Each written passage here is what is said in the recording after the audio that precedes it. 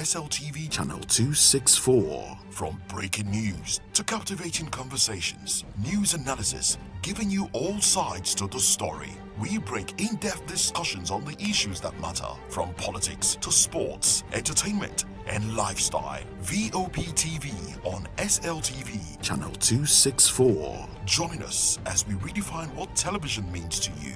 Voice of the People Television, VOP TV. Now you have more than a voice.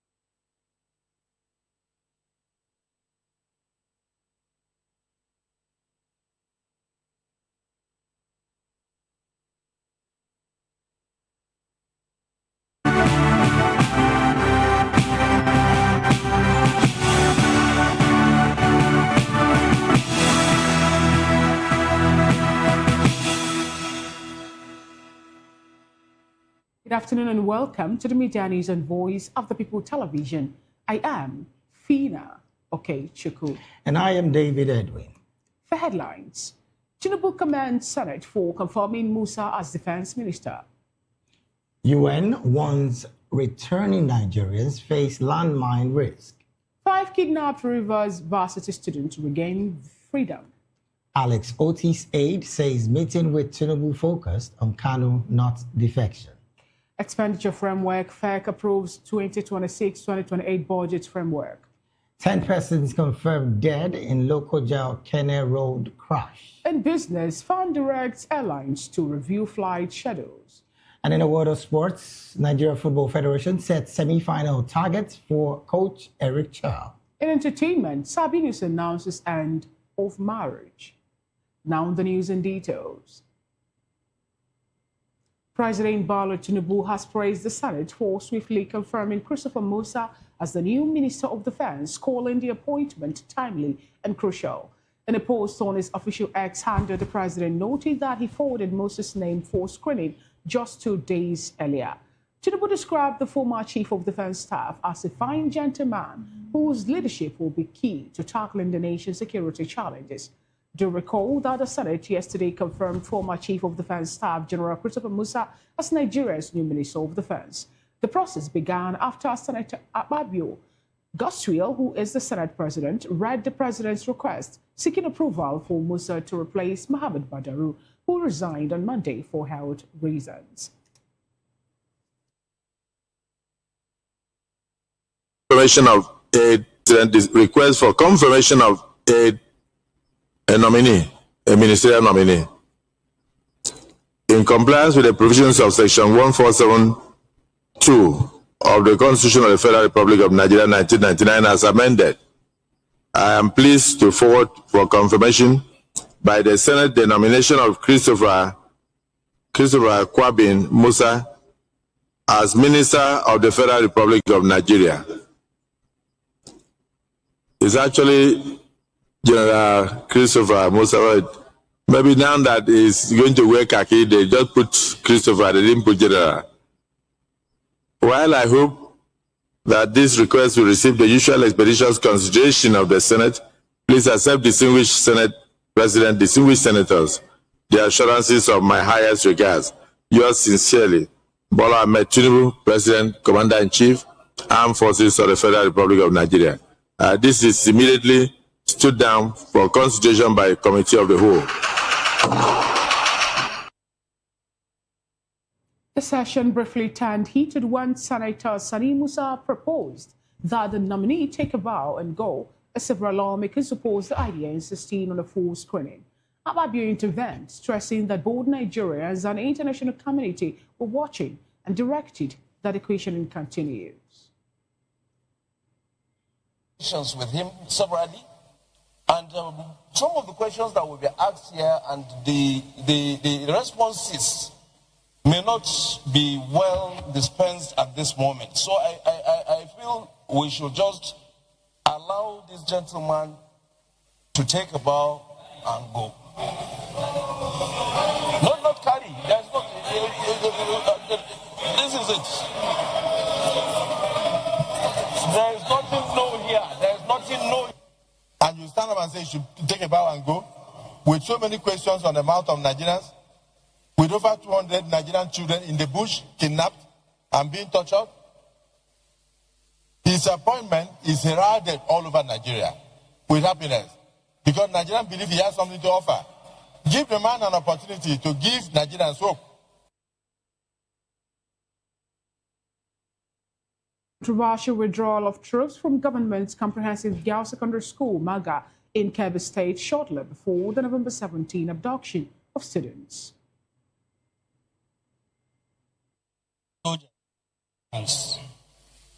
Trying to confront the situation as it is, as it confronts them.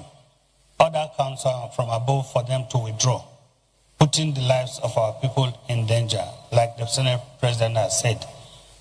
You know what to do. We want to know a little bit of what you want to do. But my major concern is Senator Uzo Kalu mentioned on this floor one day that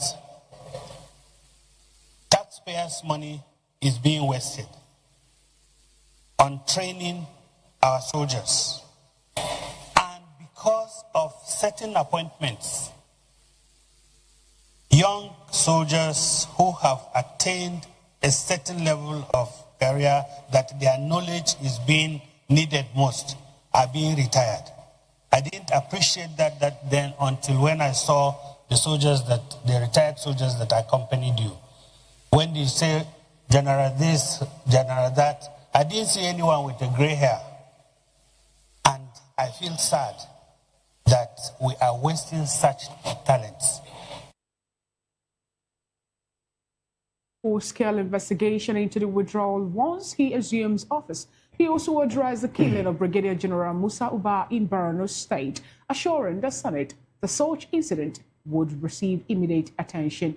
The new defense minister vowed to strengthen military professionalism and boost the nation's capacity to confront internal threats. I pledge to give my best in ensuring that Nigeria is secure and safe. But we cannot do it alone. Nobody Nobody, no single individual can do it. No single parastatal can do it. We need the support of everyone, every Nigerian and everyone living in Nigeria, working together as a team, because it's going to be a teamwork. The enemies we are dealing with are evil forces that don't mean this country well. And they have no respect for human life.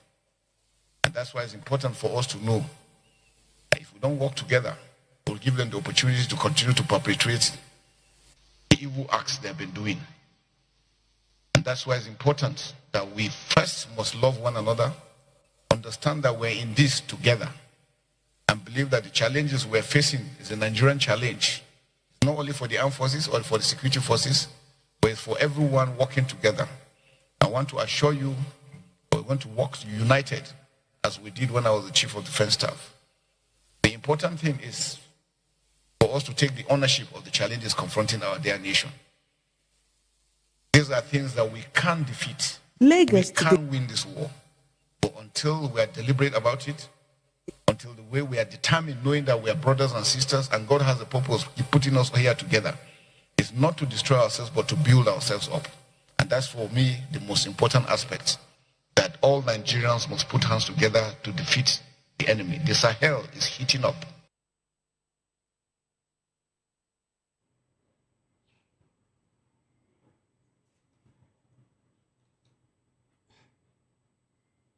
Well, moving on, the Senate has taken a major step towards a tightness in Nigeria's anti-kidnapping laws, proposing the death penalty for kidnappers as well as anyone who finances, enables, or provides information to them. Lawmakers debated amendments to the 2022 Terrorism Prevention and Prohibition Act during plenary. The bill, sponsored by Senate Leader Payemi Bamidele, seeks to classify kidnapping, hostage taking, and related offenses as acts of terrorism, giving security agencies broader powers to track and dismantle criminal networks.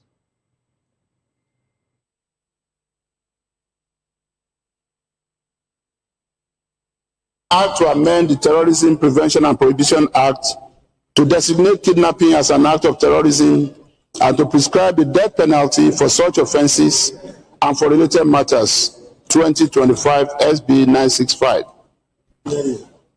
Mr. President, distinguished colleagues, I rise to lead the debate on the general principles of the Terrorism Prevention and Prohibition Amendment Bill 2025. The bill seeks to amend the extant law to, among other things, designate kidnapping, hostage taking, and related offenses as acts of terrorism, and to prescribe death penalty for such offenses without option of fine or alternative sentence, among others. The debate dominated the session with contributions from several lawmakers, including Adams Oshomole, Orji Uzakalu, and Minority Leader Abba Moro. This bill will also cure the myth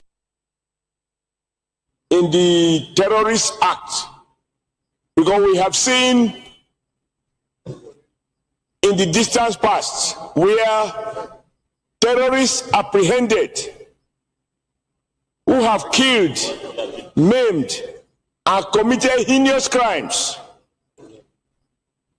were, in the name of de-radicalization, they were arrested, quote and unquote, de-radicalized, retrained, fed with taxpayers' money, and as we know now, some of these guys went back to continue with the acts of terrorism.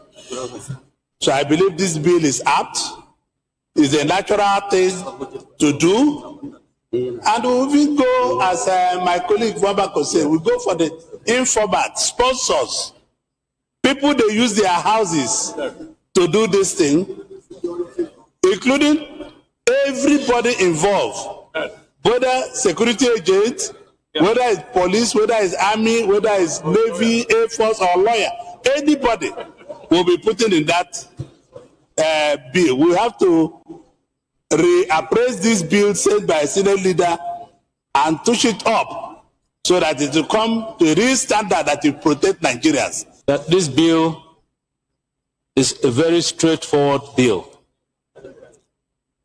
Apart from the content, it was a unanimous decision of the Senate that the Senate leader brings up this bill.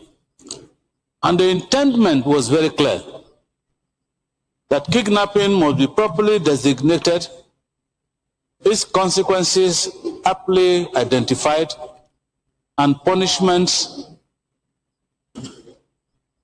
meted out appropriately.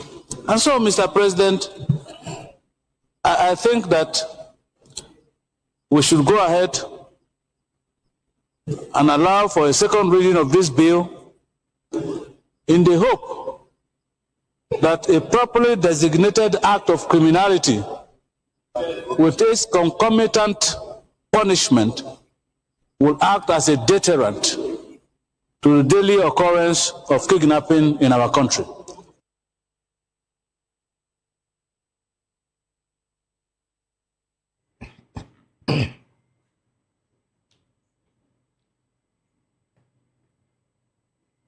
Moving on, mixed reactions are trailing the proposed increase in excise duties on non-alcoholic beverages. In Awka, the Anambra State capital, the proposed has drawn support as well as cautious optimism from residents. Voice of the People's Television, Shoshima Promise, brings us up to speed on the development. Ejiofor Umebogu said nothing stops the nation from making more money from the non-alcoholic drinks under excise duty. According to him, same reason that informed government's imposition of excise duty on alcoholic drinks also applies to the non-alcoholic, especially as its health hazards are on the increase. Already, the nation is making so much money from taxes and excise on alcoholic drinks. Nothing stops us from also raking money into our federation account from taxes and excise on non-alcoholic drinks. They are both taxable commodities. So I don't see the reason for the dichotomy. And moreover, who says we can't tax, we can't increase the taxes or excise duty on non-alcoholic drinks? After all, they are all drinks. There should not be any dichotomy. The so-called non-alcoholic drinks are mostly carbonated drinks that also poses health risk. An economy policy analyst and lecturer at Chukwuemeka Odumego Ojukwu University Bwariam campus, Dr. Chukwunonso Ekesiobi, said government could upscale excise duty to regulate the activities in the market or bringing in penalty for the health challenge, especially for obesity and diabetes, or a way of increasing government revenue. He, however, said it could lead to harsh business operating environment in assessing foreign exchange, power supply, security, and other aspects of the ease of doing business. For Dr. Ekesiobi, an increased taxation would add an extra burden to producers because it will cut on their profits and productivity for a country that is struggling to increase output. That news is a news that comes with different feelings. It depends on where you are. On the government side, you may see it as a way to maybe regulate the activities in that market or in that space. You can see it as a way of, bringing in a penalty for health challenges these drinks may be causing, especially in terms of obesity and diabetes. Or you can look at it in terms of a way of increasing government revenue, because these duties will add some level of increment to the government revenue. But on the other hand, for the economy, you have different perspectives to also look at. For instance, the already harsh business operating environment, with what is going on with accessing foreign exchange, what is happening with electricity, there's power, there's security, there's other logistics, things that aid the ease of doing business. So when people struggle with all these things again, they now add an extra burden, which is what is going to look like to them. So it will cut on their profit and also their productivity for a country that is struggling to increase. With this various perspectives elicited by the planned increase in excise duty on non-alcoholic beverages, the masses look up to government to explore the best approach that will not adversely affect the economy. Sochima Promise, Voice of the People Television.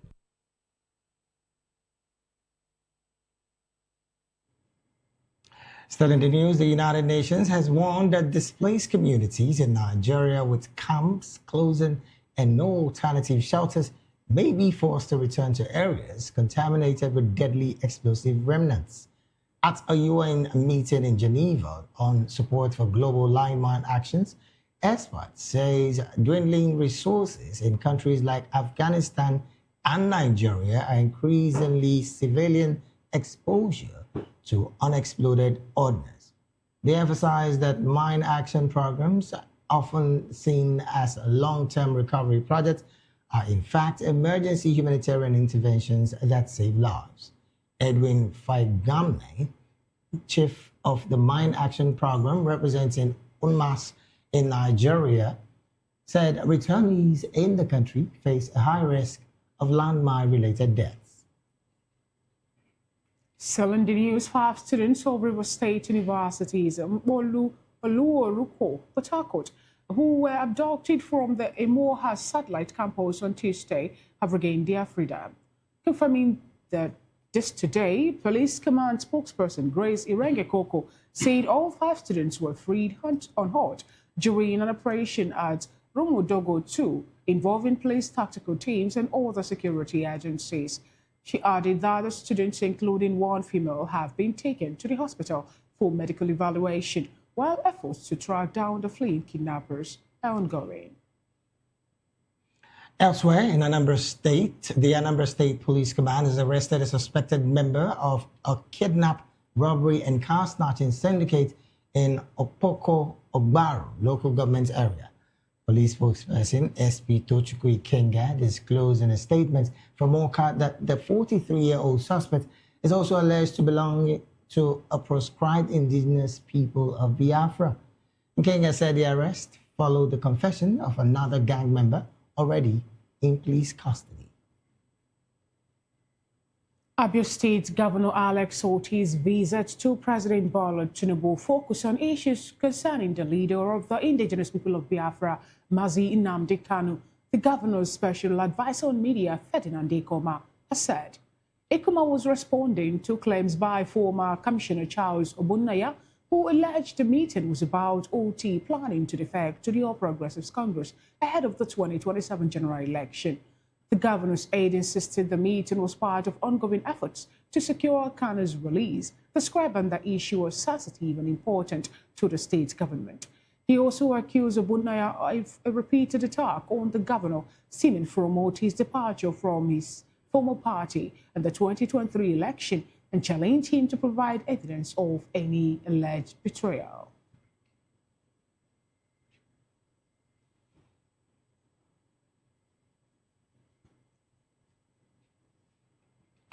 You're still watching the midday news right here on Voice of the People Television. We'll go on a very short break now. When we return, we'll be heading straight to the analysis segment of the news. Please stay with us.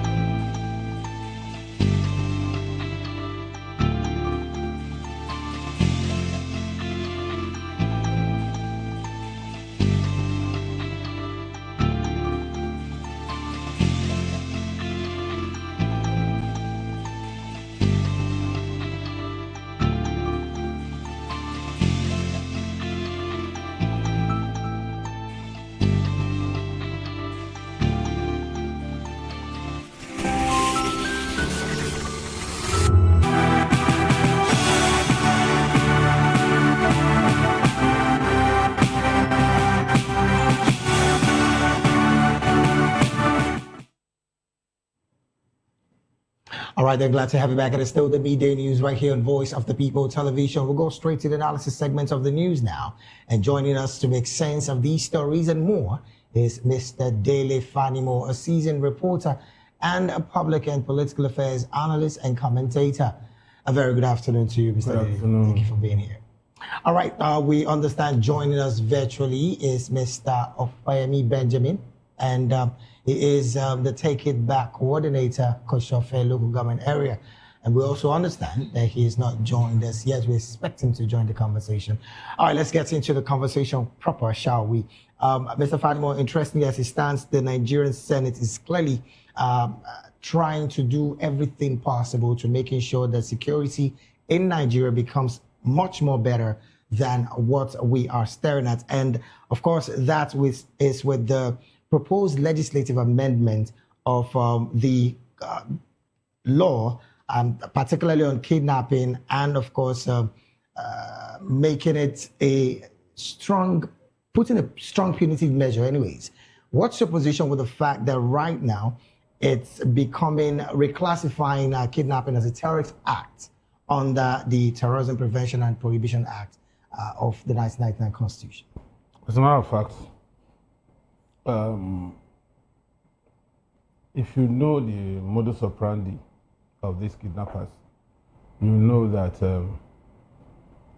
they are worse than armed robbers. You see, the mental, the physical, the emotional torture their victims go through. You imagine somebody who kidnapped and in the process will collect ransom and still kill the victim and call the family of the victim that your decomposing brother or sister or husband or wife's body is at so place, go and pick it, after taking ransom of between 20 and 50 million naira. So is that not enough to be classified for capital punishment? It's a capital offense. Okay. So when you talk about death penalty for kidnappers, who feels it knows it. And let me also tell you, today, when last did you read, hear, or watch robbery in the country in the last 2 years? I mean, it's totally reduced because what that tells you is like an Okada rider transforming to Marwa. So those robbers have transformed to kidnappers because it's safer for them to kidnap than go into a space where you rob, and because of this cashless situation, whatever you see is what you take. And there are some households you cannot even recover 20,000 naira from them if you go in there to rob. So they are now going into kidnapping. And so, because initially, when kidnapping was not rife, they were being sentenced to between 10 and 15 years imprisonment. So they prefer that route, knowing fully well that if you have your money, you can be convicted and somebody else will serve your jail term in Nigeria. All right, then. Well, interestingly, as it stands, the Senate is also talking about the financiers, the sponsors, and of course collaborators as well in this particular death penalty punitive measure that has been placed on kidnapping. But the questions that are being raised now is the fact that the Senate is also aware that a lease was given to the federal government, particularly on financiers of terrorism, plus the fact that even the government also brought up a list some time ago. What exactly has been done thus far with that list? And why is the Senate not having a major oversight function on these particular lists that have been staring Nigerians and even the Senate in the face in the past few weeks? You see, in my layman understanding of the law, conspiracy is equal to commission of crime. Okay. That's why when an accused is in the dock, when they start reading charges, they'll say, so person on so date at so spot committed an offense of stealing along with others still at large. So the fact that you helped or aid and abet a crime, you are also as liable as the person who committed the crime. Because the law understands that without your support, that person may not be able to commit that crime. So you facilitated the commission of the crime. That's why you don't have to be at the scene of a crime before you are liable for that crime. For instance, if you give gun to somebody to go and rob, you are as well an armed robber. Because if without that gun, that person may not be able to go and rob. So conspiracy is the same in the eye of the law as committing a crime. How possible do you think that this particular bill, if it being passed into an act, will stand? We're told that if someone is tried in the law court and the judgment is being passed that this person is a kidnapper or maybe a conspirator to that effect, or having a death sentence without an option of fine. Can you recall the last time we had that play out in Nigeria? Capital offense does not attract fine. Now, when we're talking about capital offense, are we going to? Because I think the last one was done in Edo State. You know, the death sentencing and all that, and we saw what happened after that. So, how viable is Nigeria doing the capital punishment, even when some part of the world frown on it, saying that that should not, it's barbaric, we shouldn't go that way and that route and all that? Other parts of the world, those who kidnap for reason, not for ransom. Just like the Niger Delta boys, then they kidnapped, and what they did was, look, come and pack your load from our territory. We will release those kidnapped. And as soon as they take off their oil rig and everything, they release those people without collecting a dime. That is understandable. But where you kidnap, torture, induce fear, and collect ransom, it's purely a criminal offense.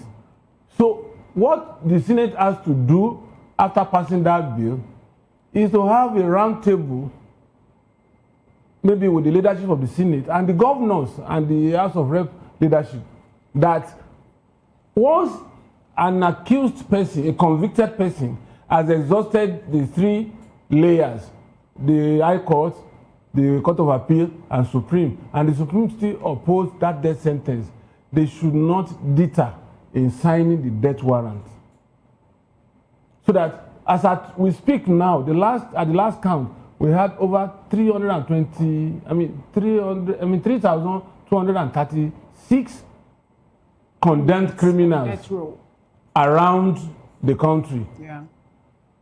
Some of them had been awaiting execution for the past 12 years. So do you think that Nigeria is ready for this? Because some people are saying that the governors who, you know, and also I don't know why these governors are not. They don't have the heart. Or can't you just check it out the way we're wired and how we're being if I'm a governor today, all right, having reviewed the case of a condemned criminal, particularly those who engage in violent crimes, and it's established that they have killed, I will not hesitate 1 minute to sign their death warrant. We also see reasons or issues or cases where people, after being convicted and the sentencing happen, and we might see some issues where we'll have back and forth over new revelation about how free or how innocent they are. So who wants to take the blood of an innocent in this case? You see, it's not in all cases. For instance, look at what happened in that Edo episode. Yes. It was clear that uniformed men who were supposed to protect those traders killed them and took possession of their property. Unfortunately for them, one of them that they assumed to have died survived and was able to explain and then bear witness against them. Such people, once you just tarry till then when they get to Supreme Court, and once they get to Supreme Court and the Supreme Court oppose that kind of treatment, you just go and sign. All right, now there are some that, like you said, some can be framed up. Exactly. Maybe for political reasons or whatever, but there is a way you review it. Our Attorney General is there. If you tell your Attorney General, the Attorney General will review the case, and some people who are tortured to own up to a crime they never committed, those ones you can also get there. But there are some that are so critical that they need not spend 1 minute more than necessary. Some would say the courts sometimes are no longer. I know Amnesty International and some other world bodies are saying they should not kill anybody again. Right. Yeah. But even the Bible says, "He who kills by the sword shall die by the sword." Now let's get your opinion on this, just maybe in a few seconds before we review the appointment of the new Minister of Defense in Nigeria. Now, when we're looking at people who finance or enable provide information to kidnappers and all that, financing can come through payment of ransom, crowdfunding, and all that. In Nigeria, can you say that the government is not complicit to this? Because we have seen situations whereby, for example, the former governor of Kaduna State, Nasir El-Rufai, was of the opinion that 1.something billion naira was what was the government of the Kaduna State paid to kidnappers or to bandits. Let's use the word bandits now, terrorists, for them to, more like shoot their sword. Won't the government be indicted in this? Recall was having a discussion around the release of the KB schoolgirls and also the Eruku community church worshippers too and all that. You see, let me tell you, if you are induced by fear to pay ransom, you are not culpable. Okay, because it's a desperate way of saving lives. But what we are saying is, for you to help in procuring arms, for you to help in logistics, which is an enablement for these criminals to perpetrate their criminal act. In fact, the best thing Nigeria government, the best thing this administration will do for Nigerians is to go after the financier. Once that finance conduit pipe is blocked, I tell you, they will fizzle out. Well, unfortunately, some will still argue with you because as it stands, there are lists still with the government and nothing has been done. Not even one person have been prosecuted. You think that has to do with intelligence reports? That is delaying that level of prosecution of these people that their names were mentioned. You see, I am not holding forth for government, but sometimes the layers and the process of funneling resources to these people is so cumbersome that you have to take your time to investigate. You understand? Because they don't just pass it. Do you know that some even move cash? And that's where you have to trace mass movement of cash, mass movement from payment that cannot be justified. Unfortunately, there is a trigger that announces on accounted cash in AFCC that is linked to banks. For instance, as an individual, if you just get 100 million naira payment at a go, that alarm will sound. And EFCC is supposed to find out what is this money meant for. But today, Nigerian factor. Well, quite unfortunately, really, because again, we would love to continue this conversation, but because of our time, this is where we have to draw anchor on the analysis segment of the news. We'll be talking with Mr. Dele Fanimo, a seasoned reporter and a public and political affairs analyst and commentator. Mr. Fanimo, thank you so very much for being here. It's always a pleasure. We'll take a quick break right now. When we return, expenditure framework, Federal Executive Council approves 2026 to 2028 budget framework. This and more we'll be talking about when we return after this break. Please stay with us.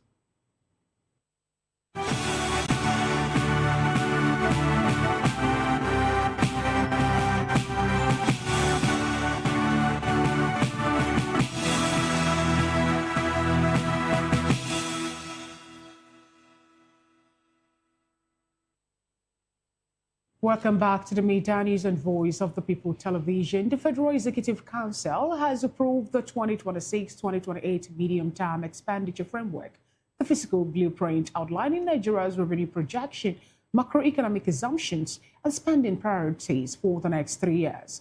The approval followed Wednesday's FEC meeting chaired by President Bola Tinubu at the State House, Abuja. The briefing State House correspondent, Minister of Budget and Economic Planning, Senator Atiku Bagudu, say the federal government is projecting total revenue of 34.33 trillion naira for 2026, including 4.98 trillion naira for government-owned enterprises. He noted that the figure is 6.55 trillion naira lower than earlier estimates, with federal allocations expected to drop by about 9.4 trillion naira, representing a 16% decline from the 2025 budget. Statutory transfers are projected at about 3 trillion naira. For macroeconomic assumptions, FEC adopted an oil production benchmark of 2.6 million barrels per day for planning, but a more conservative 1.8 million barrels per day will guide the budget. An oil price benchmark of $64 per barrel and an exchange rate of 1,512 naira to a dollar were also approved. But good to say the exchange rate outlook reflects economic and political expectations ahead of the 2027 general elections. He further added that all parameters were derived from analysis by the Budget Office and other relevant agencies. Meanwhile, following President Bola Tinubu's submission of a new list of ambassadorial nominees to the Senate, including 15 career diplomats and 17 non-career appointees, reactions have continued to pour in from Nigerians nationwide. While some citizens viewed the nomination as a strategic step towards reshaping Nigeria's foreign policy direction, others expressed concern over political influence, competence, and representation. Voice of the People TV's Matthew Ogunswada has on the streets to gauge public opinion on the matter and file this report. To the Senate President Godswill Akpabio, President Bola Tinubu requested the confirmation of 15 career ambassadors and 17 non-career ambassadors, a move seen as part of the administration's ongoing diplomatic restructuring. Among the high-profile non-career nominees are Ogbonaya Kalu from Abia, Reno Omokri from Delta, former INEC Chairman Mahmood Yakubu, former Ekiti First Lady Erelu Angela Adebayo, former Enugu State Governor Ifeanyi Ugwuanyi, Musa Maigari, former Katsina Speaker, Yakubu Gambo, former Plateau Commissioner, Otuba Femi Pedro, former Lagos Deputy Governor, Chief Femi Fani Kayode, the former Aviation Minister, Fatima Florence Ajimobi, former Oyo First Lady, among others. For the career ambassadors list, the president nominated Monica Okuchukwu from Abia State, Yakubu Danladi from Taraba, Maimuwa Ibrahim Besto from Adamawa, Musa Abubakar from Kebbi, among others. If confirmed by the Senate, these nominees will represent Nigeria across various diplomatic missions around the world. As Voice of the People TV, we got the opinion of Nigerians on this new round of ambassadorial nominations, and here is what they have to say. I want to say first of all that I was so disappointed on the list the president brought out for submitted to the National Assembly for approval of ambassadorial positions. It might not be all, but a lot of them are people of questionable characters. Government dwell in wisdom, integrity, and honor. And based on that, every government must show seriousness in appointment of people to represent that particular government. And it has to do with image. The image of government is assessed by people that represent that government. That's their profession. So that's there's no assurance that they can perform well. What of those ones that they have already sacked or resigned? This is for us to do. So those people, they are in the same campus. These will shape Nigeria's diplomatic future in the years to come. Matthew Ogunswada, reporting for Voice of the People Television.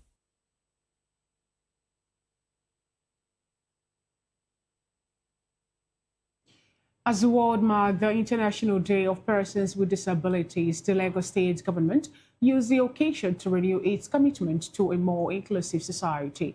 At an event organized by the Lagos State Office for Disability Affairs, persons with disabilities share their experiences, while the state announced a new policy direction to strengthen inclusion. Our correspondent, Onika Ogolo, has more on this report. To mark the International Day of Persons with Disability with a strong message on dignity, access, and inclusion. People don't sometimes, like I am partially sighted. Most people don't know that there's a condition called partially sightedness. So when they see me move around and they ask me to write, maybe sign a paper or something, and I can't do that. They wonder why and stuff like that. As someone is blind, the person is not necessarily caused by a god. Speaker stressed that when persons with disability are included, their skills and contributions become undeniable, their relevance becomes visible, and their success is guaranteed. When the disabled are accepted, there will be provisions for their needs. The state government reaffirmed its commitment to global principles such as the United Nations Convention on Rights of Persons with Disability and the Sustainable Development Goals, especially those focused on equity, education, decent work, and inclusive community. Enforcement powers. The government also called for stronger partnership, noting that it cannot build an inclusive society alone. It appealed to private sectors, employers, technology creators, faith-based organizations, and communities. Faith must be left behind. According to the state, persons with disability are innovators, creators, professionals, and visionary leaders who enrich workplaces, inspire creativity, and strengthen communities. The government announced that Lagos will soon introduce the Lagos Disability Inclusion Compact, a comprehensive framework as Lagos marks the 2025 International Day of Persons with Disability. The call is for every resident to recommit to dignity, justice, and empathy, but by courage, creativity, and potential. I am Onyeka Ogolo, reporting for VOP TV. Elsewhere, the state also joined the rest of the world to mark the International Day of Persons with Disability, from awareness work to community gatherings. The celebration put the spotlight on inclusion, reminding everyone that building a society where all can thrive is a shared responsibility. Voice of the People's Television correspondent Rhoda Johnny has more in this report.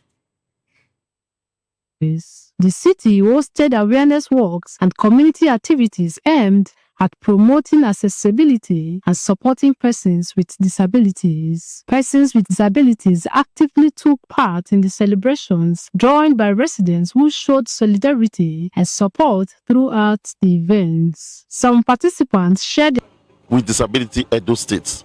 So I'm very happy to celebrate with them today. And it's a dinner joy that Senator Monde Okpewo, the governor of Edo State, as soon as entered into power, the first thing he did, it was set up this commission in Edo State to carry us along in all the things he had promised. In all the things that he's going to do as a governor, we must be carried along. And he's carrying us along. The governor is doing well. We have an office, we have a staff, and he's committed to the commission.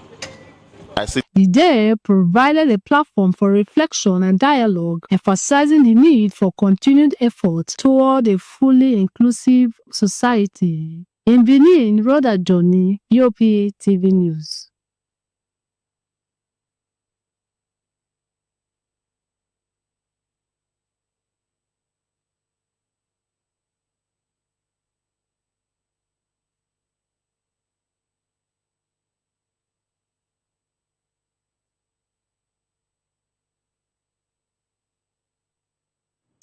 And yeah, from that particular story, I want to say thank you, Rhoda, for that report. We'll go straight to talking sports.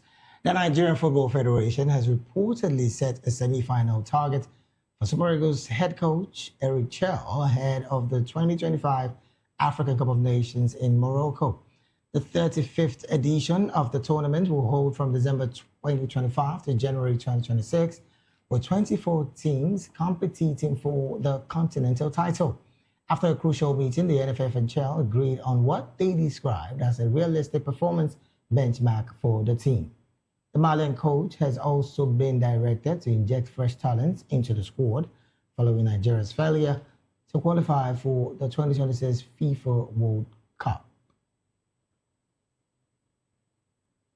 Has asked Edo State to host the 2026 Niger Delta Sports Festival. A delegation led by the NDDC Managing Director, Chief Samuel Ogboko, visited Governor Monday Okpewo at Government House in Benin City to formally present the request.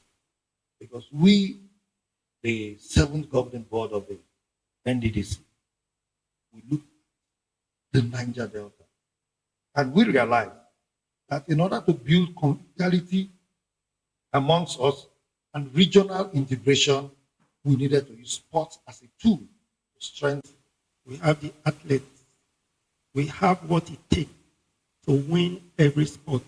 I'm sure the one you hosted last year, we brought you our third 11, but we are going to release our first.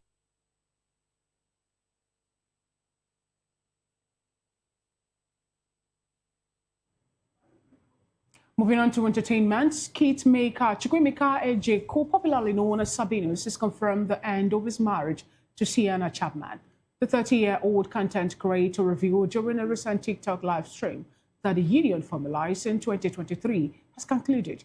Sabinus emphasized the split was amicable, saying he and his former wife remain on good terms and a focus on co-parenting their daughter.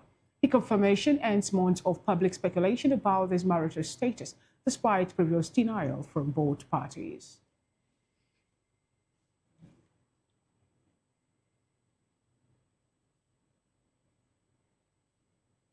With that, we come to the end of today's media news on Voice of the People television. Do also subscribe to our YouTube channel. On YouTube, we are at Voice of the People TV, and on all the similar platforms, we are at VOP TV Live. Up next on the schedule of Voice of the People's TV is the Spotlight Show with Precious Agumanu. I am Fina Okechukwu. And I am David Edwin. Good afternoon.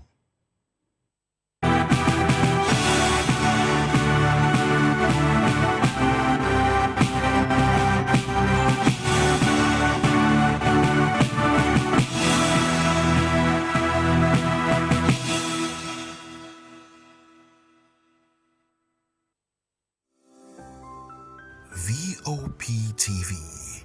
Now, you have more than a voice.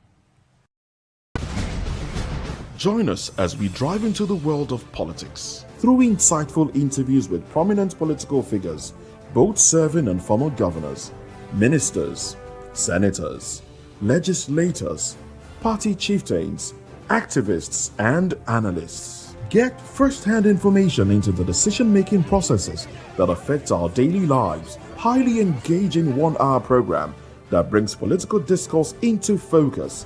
I am Chukwuma Okoro. Political Lens, Monday through Friday, 6 to 7 p.m. Join us.